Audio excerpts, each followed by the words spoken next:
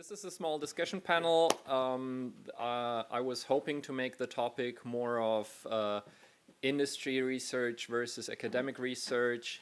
My goal today is basically to give every single one of you who might be thinking about following an academic research or following an industry research or maybe switching from one to another to come out of here with a good idea of what to expect when you do the switch.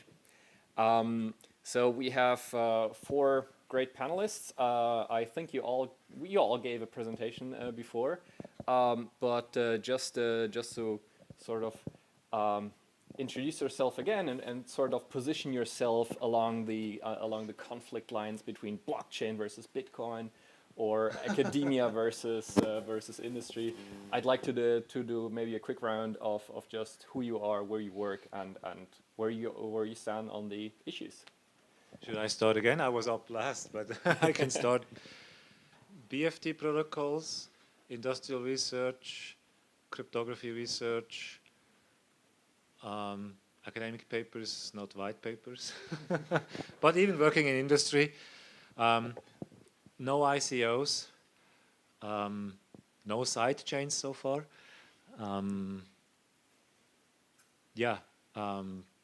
No coins, not many coins either. Okay, I'm gonna follow the same one. So, Gus, just because I was not the last speaker, industrial research, no investments, no coins, no ICOs, academic papers, no white papers, technical proofs, no illusions or opinions. Bitcoin or blockchain neutral as long as there are proper security arguments, and security research. Pierre Rochard. And so I co-founded the Satoshi Nakamoto Institute. We don't do any research at all. We just publish things that have been written, whether it's Satoshi's white paper or any number of other papers that some of them have been published by academics. Others were just lay people or experts in the industry. And I'm definitely a Bitcoin maximalist, Bitcoin BTC, not BCH, and fascinated by Lightning Network. I've been experimenting with that. Yeah. I worked as a research assistant in Academia Sinica, a research facility, then went to do a PhD. So I was in academia, then I started a startup, sold the startup, became an investor, hold quite a bit of Bitcoins, also invested in ICOs. So. Okay. So yeah, I forgot to mention the reason why I'm moderating is because I'm sort of straddling both things. I'm both in academia and in industry.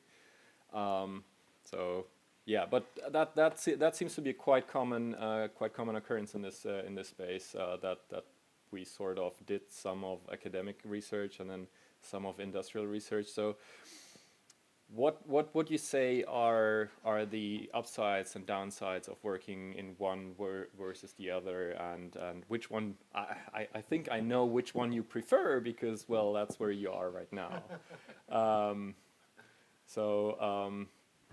What are the opinions? Which one is more productive and which one is just reckless, maybe?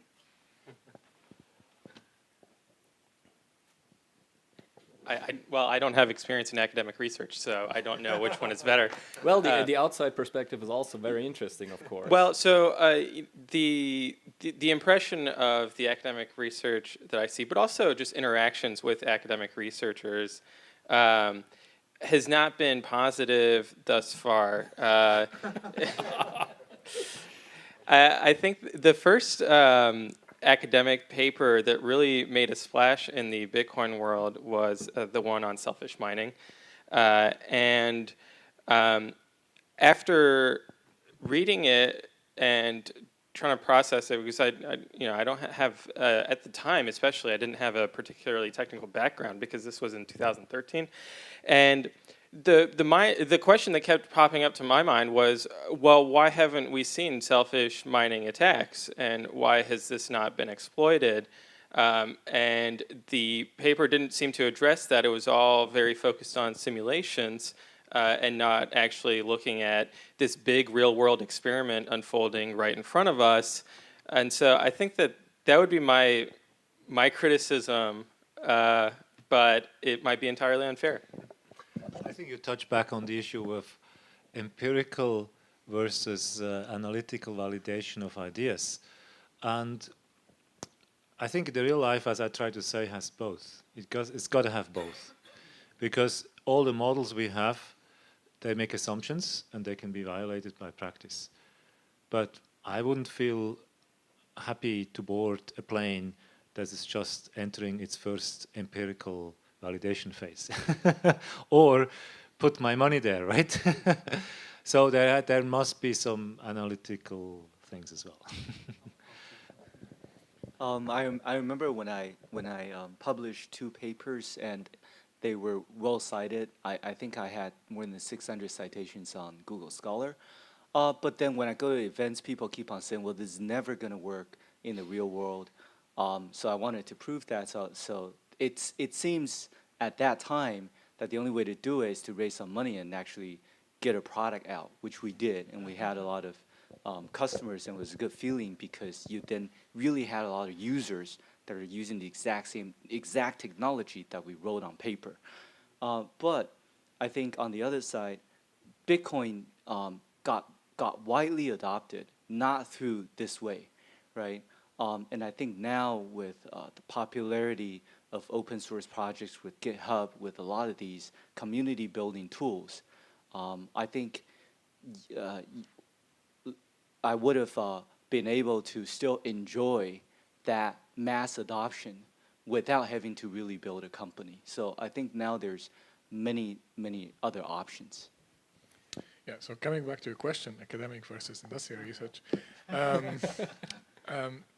So to be honest, I'm a security systems researcher, and typically there is this constant dilemma.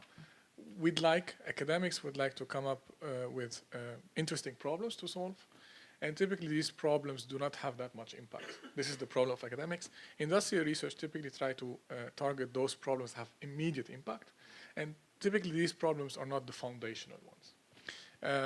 Yeah, this is how it goes.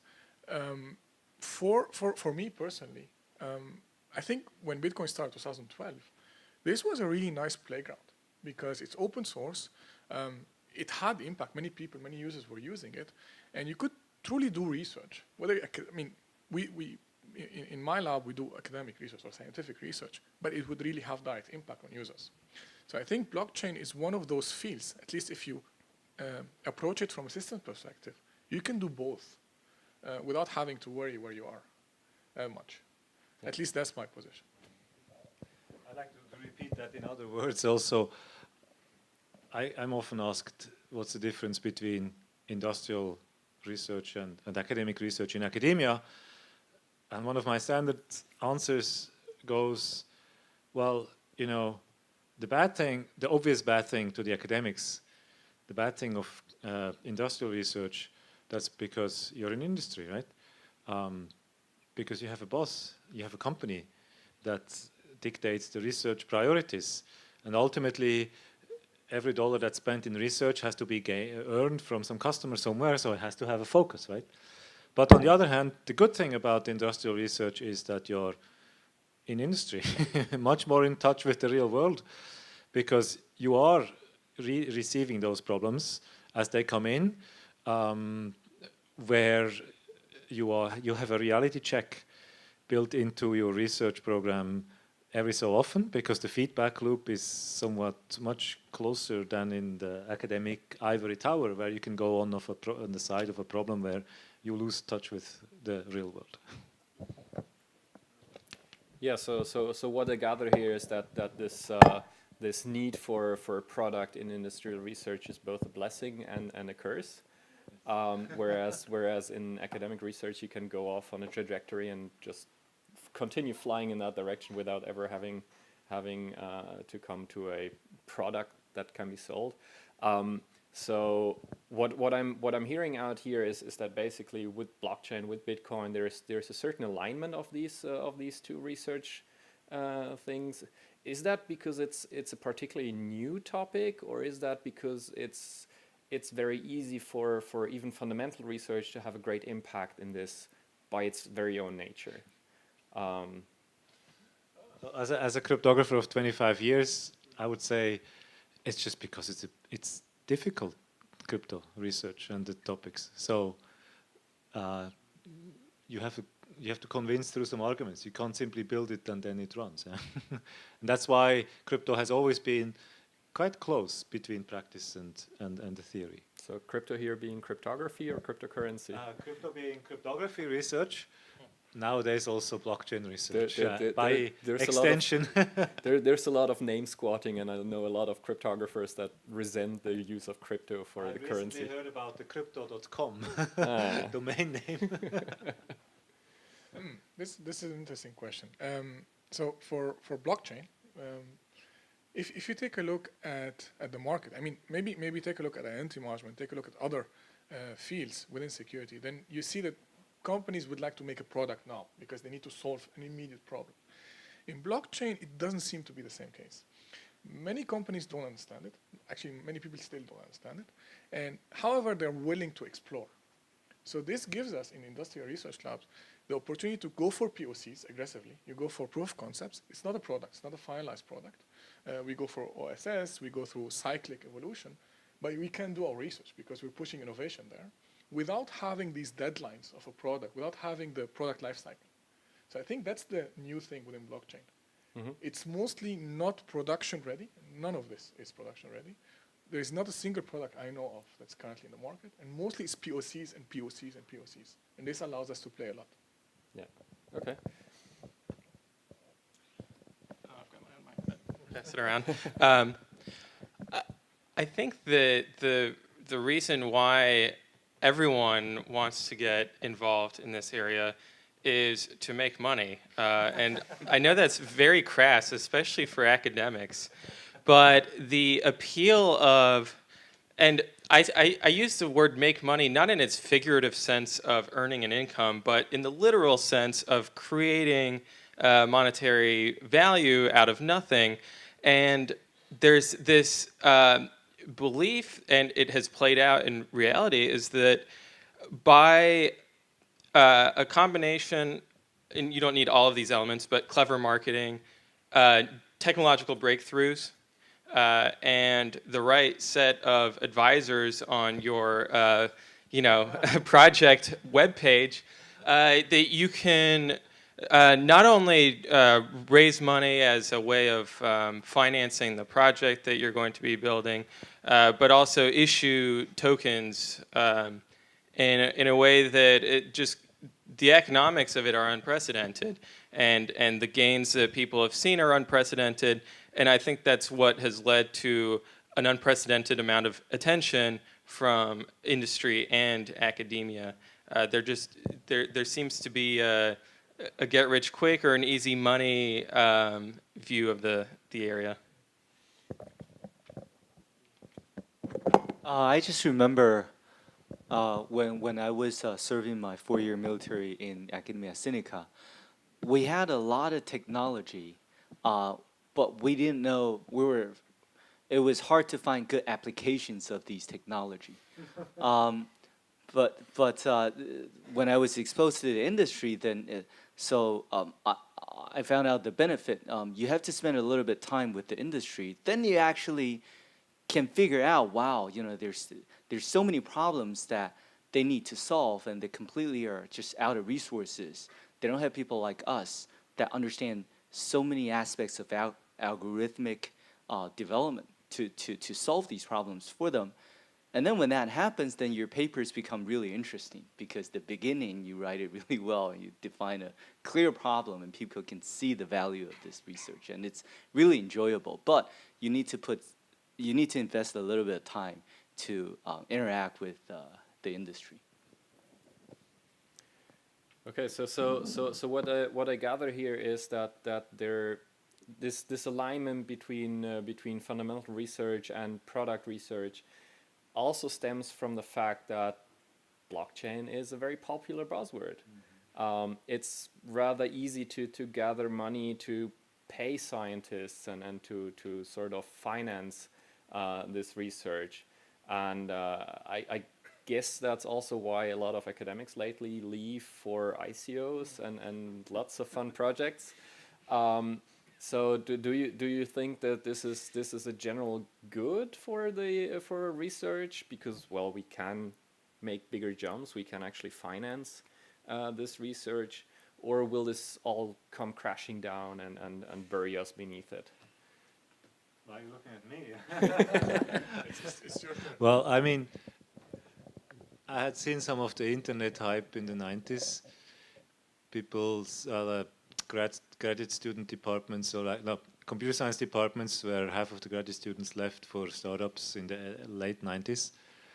And those who made up millions, they didn't care about not having a PhD.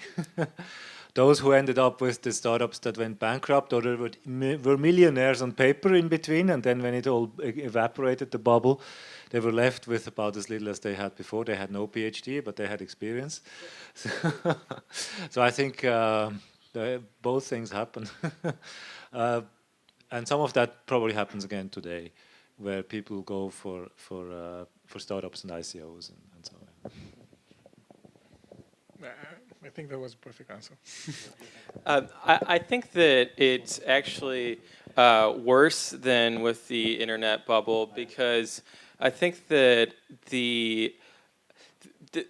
going back to this belief that if you have an innovative or scientifically proven new technology in your blockchain or in your new money that you're issuing, that is going to allow it to compete against other monies, other cryptocurrencies more effectively. And so I actually question that narrative, because there's nothing in my understanding of monetary economics that indicates that the underlying payment system is going to somehow be a method of accruing value at the monetary level of the money that the payments are denominated in. And so, for example, Forex traders don't really care about ACH or SEPA or other payment systems that are used by different foreign currencies. What they care about are issues like monetary policy and macroeconomic growth. So I think that what we'll have is like a bunch of awesome, cool little technologies that were created basically for marketing and for issuing these new cryptocurrencies. But once the speculative element is drained and the value of most of these projects, I would argue all of them except Bitcoin, will go to zero, and then we'll really have nothing to show for it. Whereas, at least with the internet bubble, there were many, many winners. Well, a lot of people will understand what hash functions are, what Merkle trees are now, and these kind of things. I have a different opinion. When I had a technology and I knew it would work, it was very difficult for me to get funded. I couldn't get funded in Taiwan. I had to go to Silicon Valley to find investors. Unfortunately, I did. When I sold my company and I had money, I felt that the fundraising process, and became an angel investor, I felt the fundraising process was extremely inefficient, because I saw a lot of good teams, but I didn't understand what they were doing. I wasn't the right investor for them. But because I had money, both sides spent time, and I tried to see if I could invest. But now, if you have a good technology and you have a passion to build a business, and if you have a lot of followers and you have your believers, such as Ethereum, such as EOS, then you could get funded. And I do fund some of these projects because I want to see where they're going. It's a good experiment for me. Unlike my 7 startups where my money is all tied for the next 10, 15 years, with ICOs I have liquidity. There were, in the past, quite a few teams that I would like to be an investor of, but I wasn't, one, prominent enough, so I didn't get an allocation. Two, I didn't have enough money, right? They went to better, more experienced investors. But with an ICO, I can do that. I can participate with a little bit of money, and I can support projects that I like. And I'm loving it that they're getting money because I really want to see what happens. They're all good experiments for me. So that's my opinion. So you're saying the democratization of the investment process in the industry is more direct now, investing in the startups, right? Yes. Because in the old days, you have a country investing in a professor at this university doing such research, and 10 years later, maybe an industry comes out, and now you can give a token, you can buy the token more directly. Yes. And I also, if you check my Kickstarter profile, I was a big Kickstarter backer. I love to talk to these founders. I love these new stuff, but I'm a very careful backer. I spend a lot of time to due diligence these projects, and I actually would go ask my friends who knows those people, whether they think they're going to deliver. I spend so much time, and in the end, what do I get? I get one discounted drone, right? Or one discount. In the end, it's not worth my time. But now with an ICO, if I do spend so much time, and I believe in this project, now I don't need to buy one. I can buy 1,000 because I have the liquidity, and that's different. So what you're saying is that the democratization of the financing does not remove the need for due diligence in that case, right? Yeah, absolutely.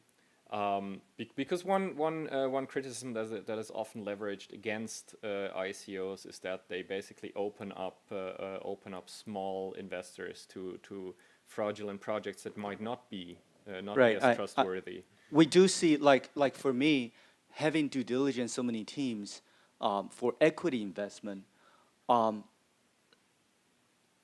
I see so many borderlining scam projects in ICO, right?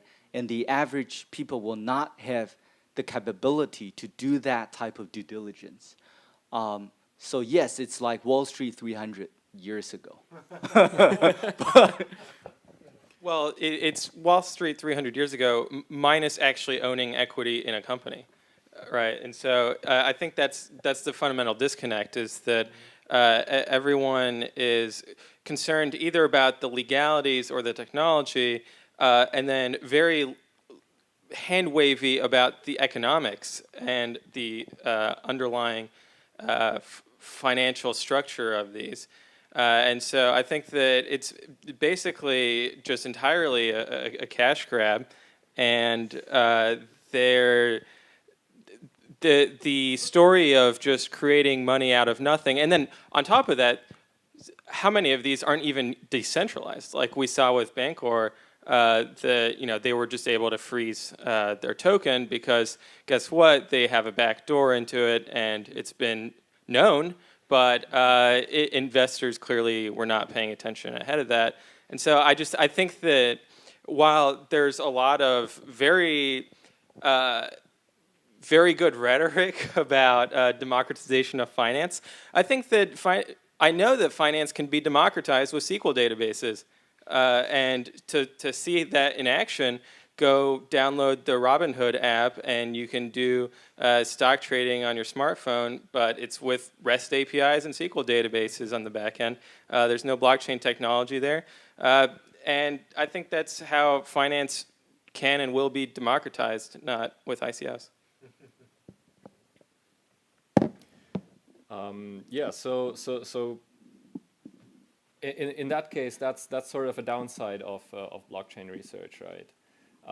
So why are you guys in this space? Are you here for purely altruistic, ascetic research reasons, or are you also financially incentivized to work on this? Is there a need for research to be done in a separate context from the financial rewards?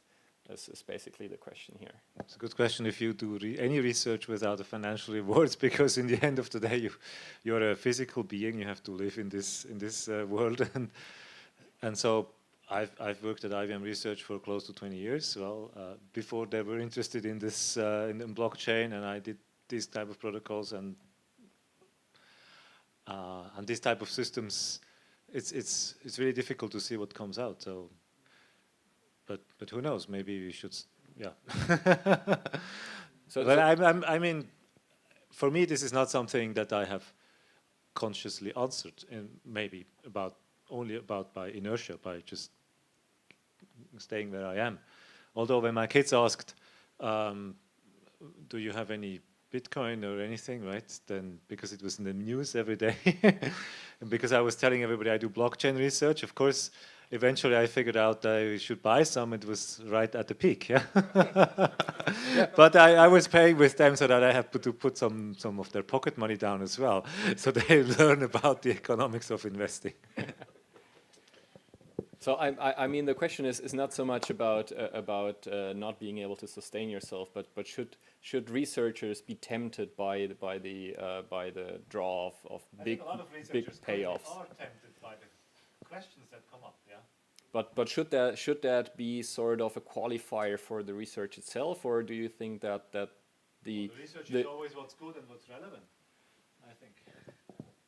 So you don't think that there is a taint to be added to I mean, maybe I can take over from here, but in several blockchain or Bitcoin events, it's very hard to distinguish opinions, whether they're coming because of some stake in the system or whether they are founded by some good reasons. I think I've said that directly at the start. When I started, for instance, doing Bitcoin research, it was 0.5 Swiss francs. I even thought it was really expensive at the time, honestly. Honestly. And at that time, I had to take a decision saying, look, it's unethical to research that and still invest at that time. Now, I know it's borderline stupid now, but I will still do it again. I think the main motivation is, for me, I'm a bit annoyed by the outrageous number of proposals are not founded by any good theory. I'm really annoyed by pitches that are just selling hot air. And it surprises me that this hot air actually can materialize into a lot of money. So this is my main motivation, at least. Not my company's, but my main motivation. Okay, so it's for you guys. I think it's not so much Bitcoin, not blockchain, or blockchain, not Bitcoin, but product, not hot air. Is that correct? The technology. Yeah. Technology, yeah. Science, not hot air. Cool. I completely forgot, by the way. If you have any questions, please feel free to answer to ask. Yeah, let me take a look quickly. Oh, I think you can do great research without. In academia, I think a lot of times you can do great research without without having to have too much resources. You can do it with your PhD students and your colleagues and your postdocs. But there will be some projects that will require a lot of resources. If you want to send someone to Mars, or if you want to, there's still a lot of projects that require a lot of funding. So we should be tempted that now there is another way to fund these projects. And I say this because I have become more involved in the venture capital community, and it's very hard to fund projects. Just very, very few. Versus the ICO community, we work with serious entrepreneurs all the time. Entrepreneurs that mortgage their homes to do something that they believe in, and it's just very hard to fund them. But now the community can fund them. Yes, there are so many scams today, but what I'm hoping for is more and more serious talents, great entrepreneurs will be joining this space, and then it would set more and more benchmarks so that people can see and can know what good ICO projects are. I don't believe that that all ICOs are scam. Okay. So what you're saying is basically that we will eventually emerge from this wild west of everybody can use a Markov chain to generate a white paper and get funded, and it will sort of become more difficult for ICOs to raise money as well, because the quality bar is also going to be higher. Is that It should. It took Proofpoint 15 years to list on NASDAQ, right? It's extremely difficult, and it should be. And I hope in the future, listing on any good exchange will take them many years. Yeah. But we also see that more and more of these projects are not actually blockchain related, right? And that's also what I not just not blockchain related, but also not computer science related, not finance related. People are sort of branching out into different projects that are completely that would be served by the old venture capital system, right? So I think that's where most of the costs come from. If you see some of these fundraisers like not naming names, but there's a few ICOs that have had multi-billion dollar rounds of investment. Nobody really knows how they will materialize, but do you think that's a reasonable size for a project, or should we aim for more reasonable sized funding rounds for because no venture capital no startup in Silicon Valley has ever raised a round that is higher than maybe $250 million. And I think we had like 8 ICOs in the last 12 months that's exceeded that value. So what should be what is enough to One to difference is that some of those got tokens and the others got real money. Real equity, yeah. I don't think that even if we're like, okay, well, no project needs more than $5 million to do what they need to do, I don't think that there's any way to throttle this, right? Like that's the whole premise, is that it's permissionless and there's no way to regulate other than like self-regulation at the community level. But even there, there's just an insatiable appetite among retail investors to get scammed. Like they want people to take their money from them, and there's just no stopping them from doing that. But I actually think that if we continue like this, I mean, I'm all for democratizing everything and living in a nice world. But if we continue like this, I think there's going to be increasing pressure on governments to start regulating everything. And that's, I think, one of the main motivations for people that are working in the blockchain field. If you care about blockchain, you should try to make sure it goes in a reasonable path. If it doesn't, it's going to get regulated to our advantage. Yeah? But then we're going to lose a lot of those features that we like about decentralization, if it exists, because I think it's a myth. But this is the point. So if we continue like this, without any cap, with having so many scams, I think governments will start intervening at some point in time. And then we're losing these benefits, yeah? Well, if blockchain is censorship resistant, then it shouldn't be a problem that governments try. Like if Augur just launched on Ethereum, if betting is illegal in your jurisdiction, the whole premise of Ethereum is that you should still be able to use Augur. Right, but technically, that's what we're trying to establish in the science community. Maybe this hasn't happened yet, but technically, it's easily doable to do that. That's I think, the difference between the believers in the technology and actually the people that understand the technology. It's really easy to regulate. It's really easy to control Ethereum if people would want to do that. Yeah, I think so too, because the history of Napster or these peer-to-peer things have shown that if there is a large enough consensus among governments that this is bad, they can shun it, and there's enough international pressure on those people who would operate and sending corresponding packets, so they would be relegated to darknets and things, and then it's clearly not in the first world citizen anymore. So I'm not a big fan of asking people to make predictions, but do you think that we're going to see a crypto winter like we did like 3 AI winters already, where public perception has grown tired of this topic, and or will this eventually just slow down to a normal news cycle where we have constructive development for multiple years? Or will we see this crypto winter, this crash in public perception, or a crackdown in policies? I think it's going to be 100% correlated with the Bitcoin price. And so if we go through a long Bitcoin bear market, then people will lose interest. If we have another big run up in the price, then everything will be refreshed and we'll see a fresh new round of scams. Yeah, I think maybe you're right. If you take a look at the hype cycle in the research community, many people are actually bored of the topic. Maybe 2-3 years ago, it would be easy to publish Bitcoin blockchain. Now it's much tougher. Maybe last year, the biggest buzzword in the top 4 security conferences was blockchain. Nowadays, it's not. So maybe if you follow the research hype cycle, it's going down.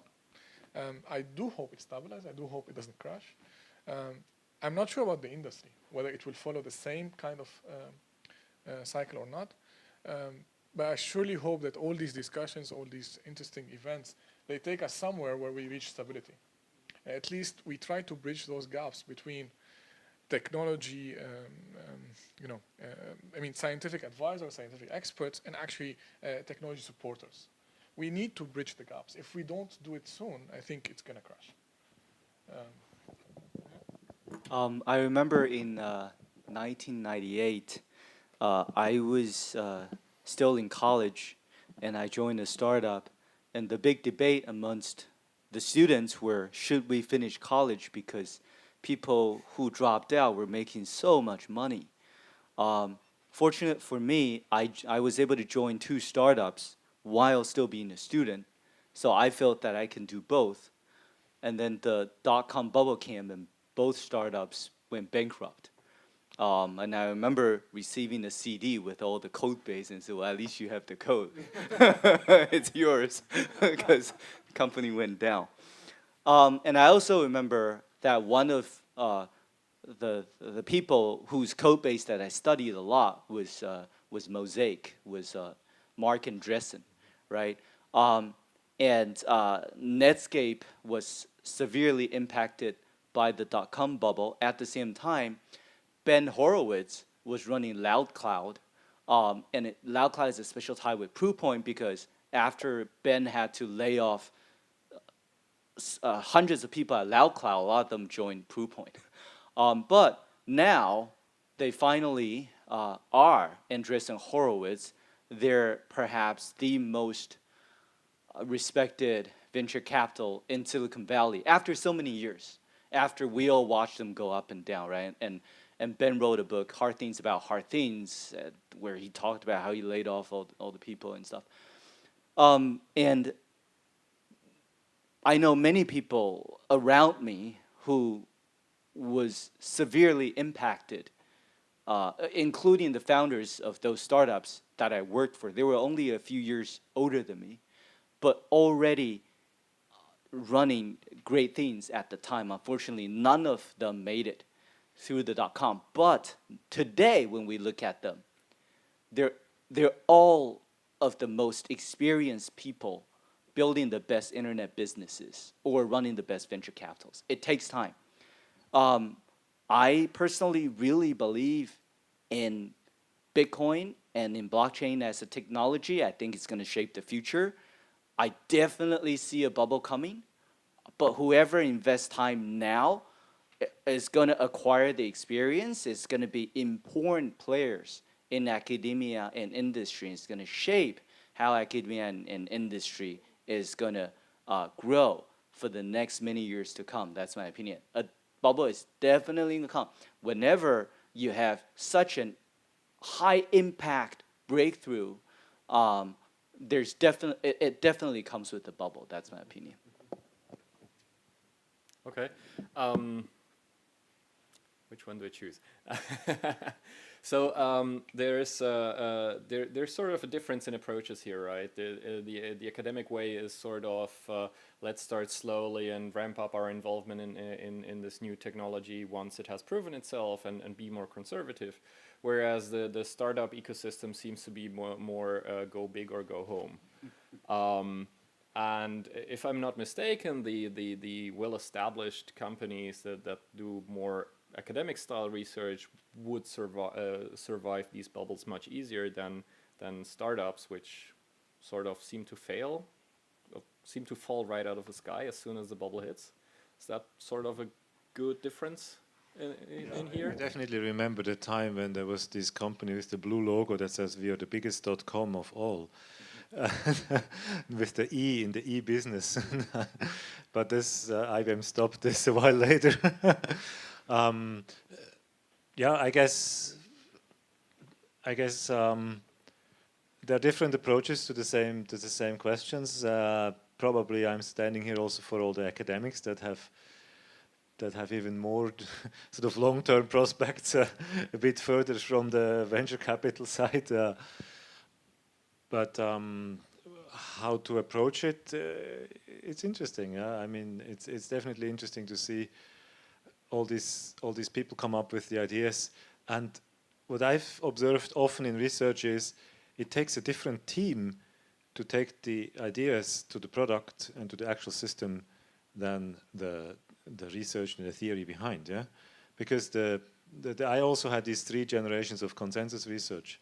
There is even 3 of those, yeah, because there is theory research, and there is also research where people produce systems, but they never go past the prototype. There's not a business yet. Yeah? They have a prototype that they can show, but growing the business and the actual system, this is many times more work even. And this often takes yet another team who takes these ideas and puts them into a finished product. And so I think it's also a generation question, that another generation comes along, and the generation that was pushing the frontiers is no longer interested. Maybe they're irrelevant then, or maybe they are still there and just like curious, looking back at what happened, or had I only looked at this more carefully. So I think actually in terms of large industry, it's like I said, it's tackling blockchain a little bit differently than its standard business model. At least where I come from, typically you're right. It's we are very careful before approaching a product. It takes years and years and years to develop an idea and make it into a product. But if you do that in the blockchain market now, you lose your market. So basically, I think large industry, and I'm not in IBM, but I see how IBM is also reacting among very other big players. They are approaching things a bit more flexibly. They're saying, okay, we don't understand the use cases. Let's explore that. Let's go for POCs. Our partners don't even understand that. We say, let's play together. Let's see if it has any benefits in the first place. So I think large industry is being much more flexible in blockchain than any other topic. That's good for us. I think that's very good. And you're right. If the blockchain experiment fails, I think large industry will stay there. But for us to be able to do all these POCs and all these trials, we are actually partnering with nice and interesting startups. And we're getting experience from them, they're getting experience from us. So I think many startups will still be there after the bubble, one way or another. Unfortunately, many startups might not be there. But what I'm trying to say is both startups and large industry are a little bit changing how they operate, at least in the blockchain area. Yeah. I would argue that maybe it's bad that they're not taking years of careful, watching and seeing what is actually going to be valuable, and perhaps they're being a little too agile in over-investing too early when either the technology is too immature, but I actually think the bigger problem is that the economics haven't been proven out. And essentially, in traditional startup investing, you look for metrics of traction, daily active users, but also you look at the economics of what's your customer acquisition cost, and then the lifetime value of that customer. And you don't have product market fit until your acquisition cost is lower than the lifetime value of the customer. And we have no notion of what any of these metrics are for, blockchain, widely speaking. For example, I think that I'll let you respond. Well, maybe I think you're right for the financial services, but there are so many other use cases, at least where large industry players are currently betting on, that are not in that area at all. So I think I understand better the use case for supply chain management. Maybe the use case similar to what Christian showed in his slide. Yeah, no. I mean, you said this. Yeah. I can understand better how blockchain can help, and you're right. I don't understand that much the economics behind Bitcoin and why would a large company invest there. So I think large industry is looking at other use cases, many other use cases, not necessarily financial ones. When I was talking about like the economics not being proven out, I meant like very broadly, like including applications to supply chain management. Like on top of that, if you look at what came out of the 2014 hype cycle with blockchain, and you had, whether it was in financial services or in other businesses, they abandoned those blockchain projects because they realized that there really was either no cost advantage or it was just more expensive over using a SQL database. I mean, I think you're absolutely right. It's tough to understand the benefits, but I think, for instance, companies that are working in the supply chain management area, they understand very well the pitfalls directly, and they see something. I mean, maybe we didn't define blockchain. So for me, a distributed SQL database might be a blockchain. Let's not go there. But An Excel table. Yeah. really, I mean, I don't know till now, after 10 years of working in blockchain, what is blockchain anymore? But I think companies know very well their problems, at least if they are in that field. And they directly see that automating something, this is a way of automation, would reduce drastically costs. So I think they are not coming out of random guesses. There is some business development behind it that would take us to some use cases, obviously. What I'm saying is, for me, the hardest thing to assess is Bitcoin. I mean, whether a large company could invest there or not, besides just making ASIC boards or whatever, this is something hard for me to understand, because the economics there are indeed very hard. But for other use cases, it's really simple. Well, not simple, but simpler. I think for me, like, I'm in the process of figuring out my next startup in crypto. If it fails, I'm not going to kill myself, right? The company may not be around. I will be around after 10 years, having become a crypto expert.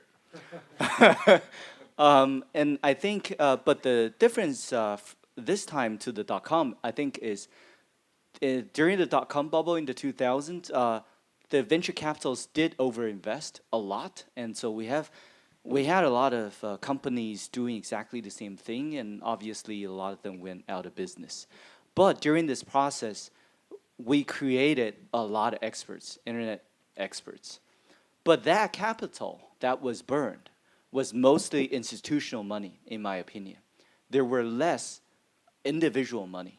So this time, my worry is if a lot of individuals start to invest in ICOs, that's not very good, because it's definitely another bubble. But if you're not burning institutional money, then that's a worry. So we had one question there. I have one question. Industrial research is more commercially driven often than academic research, which is more peer reviews. But what drives people to this long-term, independent, open source research, which is not immediately for a company nor for academia? I think that to the extent that these projects appear outside of academia, and Bitcoin just came out of nowhere, that the burden is on academic researchers to go to those projects, and I think that if you're going to be writing a paper about Bitcoin, I think it's incumbent upon you to learn some C++ and to actually have a pull request get merged on the Bitcoin code base. However trivial that that change of code may be, just because you have to be grounded to what is going on in the open source project and not just in your ivory tower. But at the end of the day, well, first of all, I think that most of the open source code is produced by people in industry, not by academics and the students, because they, as Alison said earlier, they're happy to graduate. Their goal is to graduate, not to produce code and have something merged. Although there may be different examples who did both. You did. I think you did. You didn't code Bitcoin. I thought Oh you yeah, did. yeah. You did, right? I wrote quite a lot of it. I Exactly. wrote most of the infrastructure that is running Bitcoin. Exactly. but then everybody who produces open source software has to have a salary somewhere, and if they were not successful entrepreneurs before, and so it's not known, but it's a lot of, say, Linux maintainers or particular projects or tools that run on Linux that have a goal for some company that they're paid by this company, like say IBM or whatever. Right? There's a huge number of people who work on Linux open source from IBM, and we have, well, compared to Microsoft, IBM has a much longer history of embracing open source. Yeah, almost 20 years or longer for working with open source models. Microsoft seems to have recently only realized that open source is the way to go. We're starting to see that. There are, for example, Coinbase employs an open source protocol developer, maybe more than one at this point, and blockchain.info does as well. So I think that it's as the ecosystem gets bigger, it becomes feasible for successful crypto startups to employ open source developers like that. I think currently also it's easy to monetize open source as well. In the sense that you start with an open source platform, you increase the adopters, and then you hope that the applications, many other companies will start building on what you've built, and then they are hooked up to you. So think of the Android model. And I think this is why many industries are currently more open to open source. That's at least the biggest reason I can think of. Well, the other reason is that in a protocol context, in a crypto context, it really only works with open source, yeah. Because otherwise, you're saying, "Here's my crypto system. Trust me, I'm smarter than you." At Proofpoint, we acquired a company called Emerging Threads, which is the main contributors behind the sandbox Cuckoo, and I think that team just lives a really fulfilling life because they are widely regarded as the industry experts. They're open source, and so people share a lot of threat intel with them. It's just they get a lot of satisfaction running this project. We needed the talent, but so what we did is we don't change anything. They all still work from home, and it's still open source. We get what we need, and we still let anybody who wants to use it. We still merge the code back because we're an email security provider.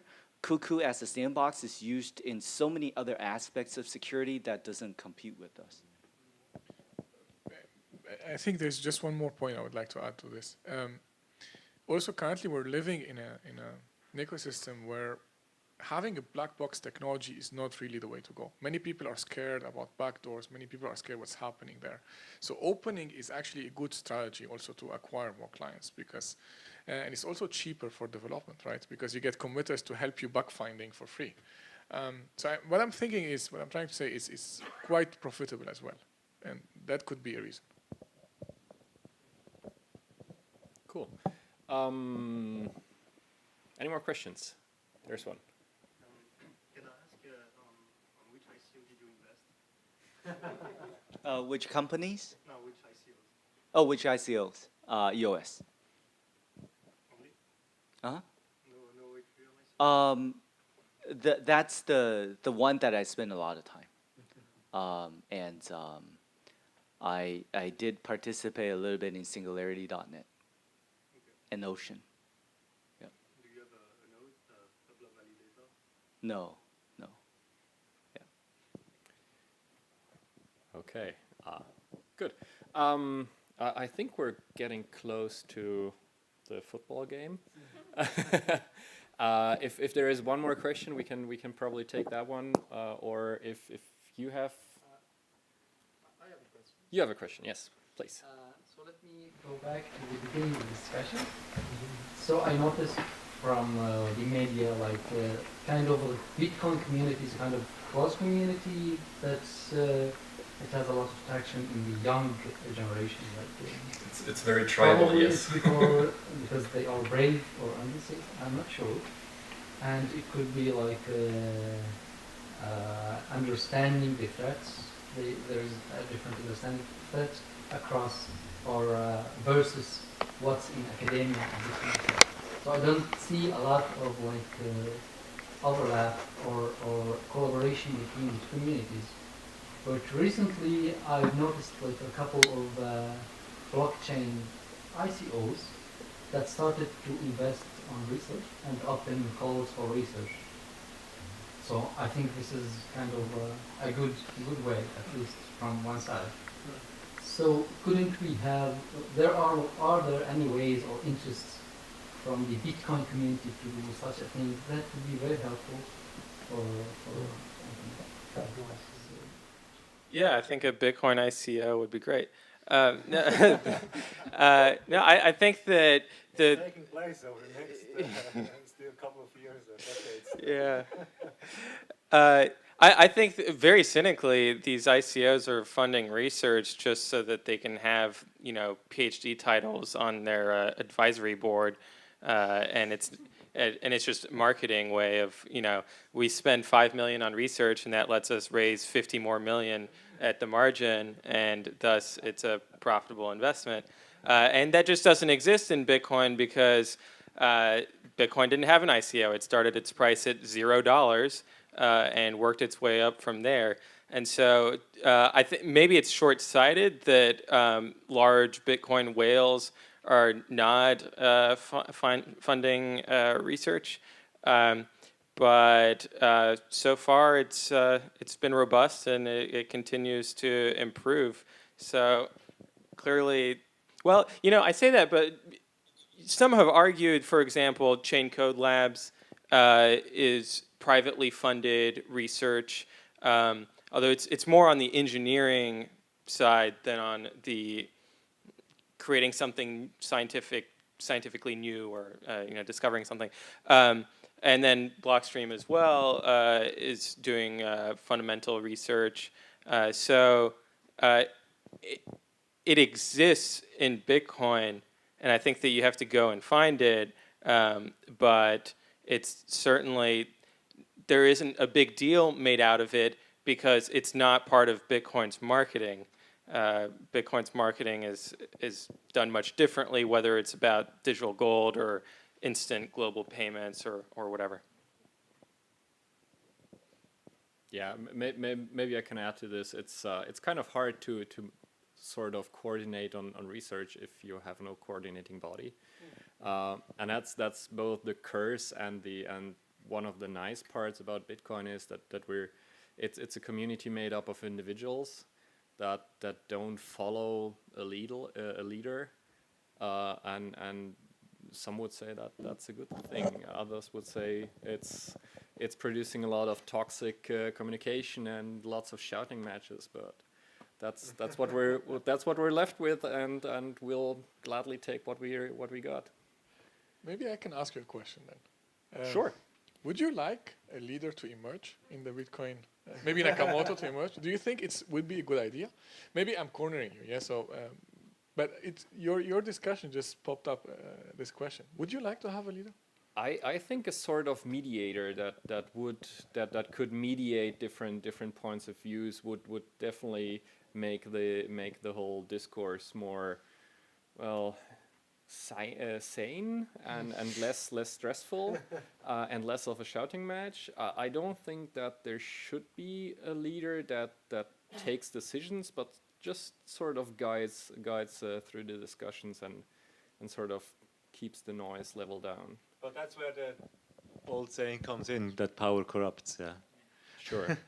So in that case, I prefer not to have a leader. You can use the new IBM debater to summarize everyone on the same level of loudness. Yeah, there's quite a few of these tools nowadays. Okay, I think that's a wrap from us.